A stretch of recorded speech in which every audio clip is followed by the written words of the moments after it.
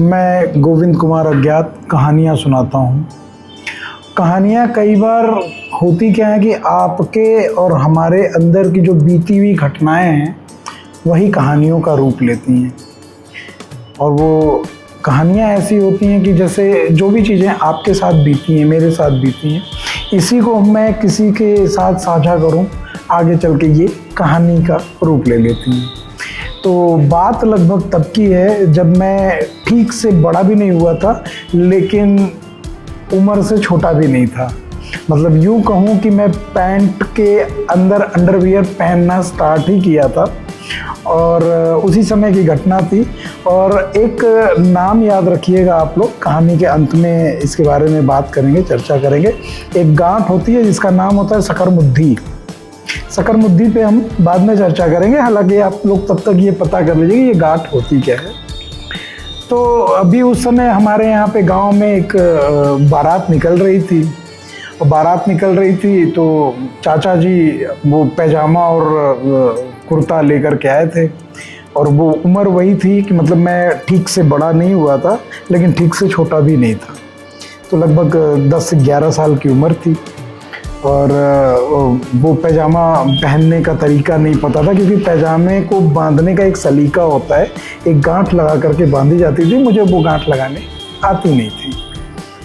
तो ये जब भी वो बारात निकल रही थी तो उसी समय पे एक हम लोगों के गांव में एक संस्कार होता है जिसमें परछान बोलते हैं, लावा परछना जिसको बोलते हैं, परछाई हो रही थी, जिसमें गांव की माताएं और जो घर की जो बड़ी बुजुर्ग महिलाएं होती हैं वो ये प्रकरण को पूरा करती हैं। तो उसी समय अपना माता जी कर रही थी परछन। मैं गया तो मैं ऐसे कुर्ता तो पहन लिया था, लेकिन वो पैजामा और नाड़ा मुझसे बांधा न जाए। तो मैं उनके पास पहुंचा कि यार ये बांधो, और वो रस्म कर रही हैं। तो उन्होंने ऐसे धुंझला करके कि चल निकल जा करके ना बंधवा ले बाऊ से। तो मैं ऐसे मुंह उठाया और बातें लगती थी, क्योंकि मैं बड़ा हो रहा था। तो बातें लगी और मैं ऐसे जा करके पिताजी के पास गए, बाऊ बांधा देके ले करके आए हैं। तो वो उन्होंने ऐसे ही डांट फटकार करके वो भी भगा दिए, क्योंकि उस समय पे क्या होता था, हर कोई तैयार हो रहा है और इतना मैसअप रहता है, चीज़ें इतनी बिखरी हुई रहती हैं घर में। अब शादी का माहौल है, बारात उठने वाली है, तो आप लोग भी समझ सकते हो किस तरीके का माहौल होता है। एकदम मतलब कोई सामान ढंग से एक जगह पे नहीं मिलेगा आपको, तो हर कोई अपना अपना मेकअप किट और चीज़ों को ढूंढ रहा होता है, उसमें भागम भागी लगी रहती है। तो मैं वहाँ पे पहुँचा और चीज़ें जब ना मिले तो मुझे भी गुस्सा आया। मैं बोला अच्छा ठीक है। तो मैंने एक नॉर्मल गट्ठी जो होती है वैसे ही 10-12 बार इस पर ऐसा करके बांध दिया। अब ये नाड़ा तो बंध गया और मेरा वो फिट पूरा कुर्ता पैजामा सदरी वदरी डाल के भाई साहब बैठ गए हम भी कार में। और कार में भी बैठने पे लड़ाई होती थी कि भाई आगे कौन बैठेगा, पीछे कौन बैठेगा।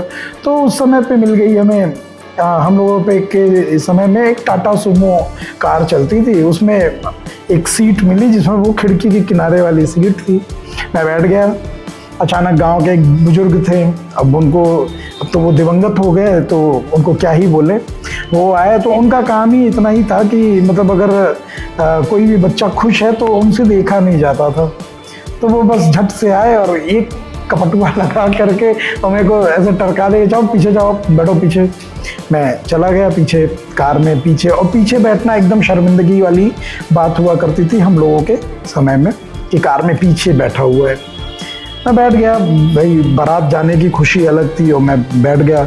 तो जैसे ही बारात उस जगह पे पहुंची जहाँ पे से बारात को स्टार्ट करना था जनवासे तक, तो जनवासे पे जब हम लोग पहुँचे और चीज़ें सेपरेट हुई और सब काम स्टार्ट करना था, तो उस समय पनपियाओं का एक प्रकरण होता है हमारे गाजीपुर, बलिया, आजमगढ़, मऊ, इन सब जगहों पे पनपियाओं का एक सिस्टम होता है। तो अब जब पनपियाओं का प्रकरण स्टार्ट हुआ तो हम लोग भी मैं भी वहाँ पे गया और जम के गुलाब जामुन और पचमेल बोलते थे उसको, कि पचमेल रहता है, उसमें 5 तरीके की मिठाइयाँ होती थी, जिसमें नमकीन, सोहाल और ये सारी चीज़ें होने के बाद बेल का शरबत होता था। तो सब खाने वाने के बाद दबा के जब भी आदमी खाया तो बेल का शरबत का सिस्टम आया अपने पास और हम भी ऐसे घटाघट लिए और पूरा बेल का शरबत पीने के बाद मस्त शरीर हुआ।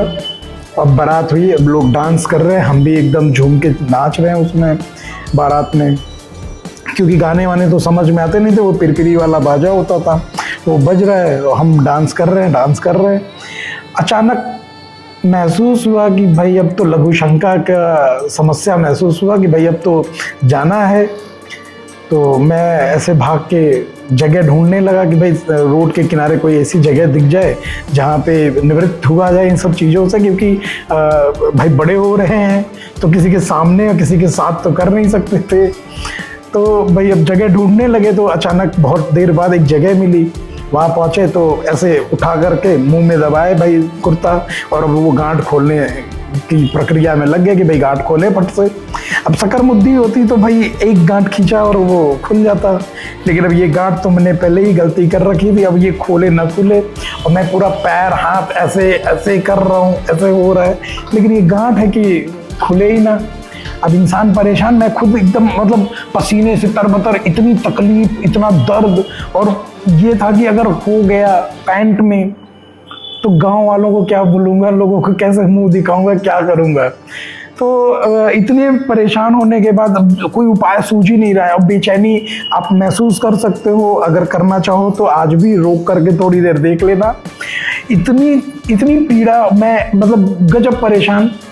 तो आखिरी में मुझे जब कुछ नहीं सूझा तो मैंने रोड के साइड से ही 2 पत्थर उठाए और वो पत्थर से आदिवासियों के या आदि मानवों की तरीके से फंसा के पत्थर से उस रस्सी को काटा, और जब वो रस्सी पूरी तरीके से कट गई, निकल गई, और वो हड़बड़ी में होता है ना कि आदमी मतलब निवृत्त होना चाहता है चीज़ों में, फटाफट ऐसा निवृत्त हुआ। तो वो उस टाइम पे जो सुख मिला, वो सुख भाई साहब मुझे जीवन में आज तक दोबारा कभी नहीं मिला। तो आपको भी अगर वैसा सुख लेना है तो इतनी पीड़ा सहनी पड़ेगी। और उसके बाद जब भी मैं उससे निवृत्त हुआ, उस पीड़ा से, तो मुझे एहसास हुआ कि यार अब तो इसको फिर से बांधना है, क्योंकि ये तो काट चुका था मैं और ये पूरा कट के ख़राब हो गया था। अब मैं उसको ऐसे चिपकाऊँ वैसे चिपकाऊँ, इस तरीके से मैंने पूरी रात बारात में डांस नहीं किया, ऐसे पकड़े रहा और फिर वो कार में जाकर के खाना वाना खाने के बाद बैठ गया, और ऐसे ही मेरी एक बारात बीती थी। तो खैर ये कहानी कैसी लगी आपको, अगर पसंद आई तो ज़रूर बताइएगा। अगली वीडियो फिर से दूसरी कहानी पे बनाएंगे। धन्यवाद।